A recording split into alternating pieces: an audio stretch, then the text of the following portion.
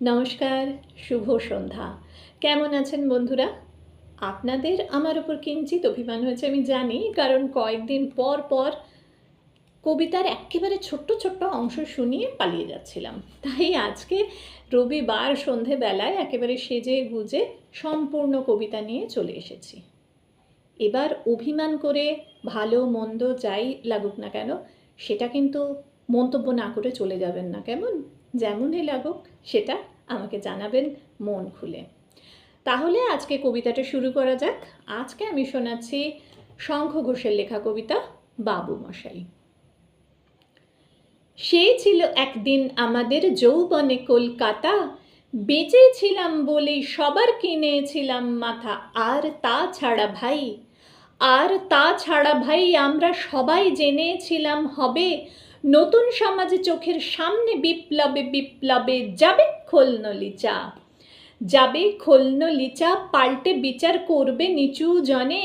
কিন্তু সেদিন খুব কাছে না জানেন সেটা মনে মিত্র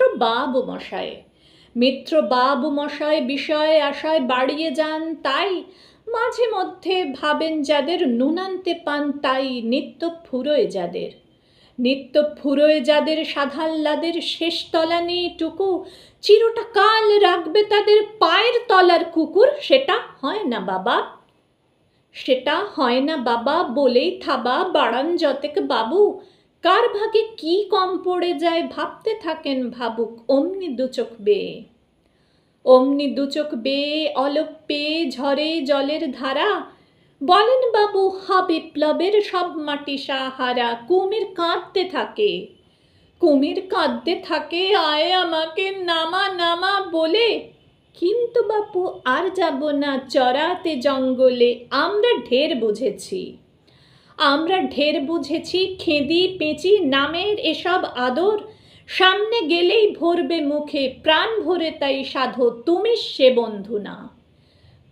সে বন্ধু না যে ধূপ ধুনা জলে হাজার চোখে দেখতে পাবে তাকে সে কি যেমন তেমন লোকে। তাই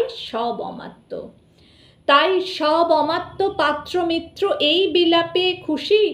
সুঁড়িখানায় কেবল সত্য আর তো সবই ভূষি।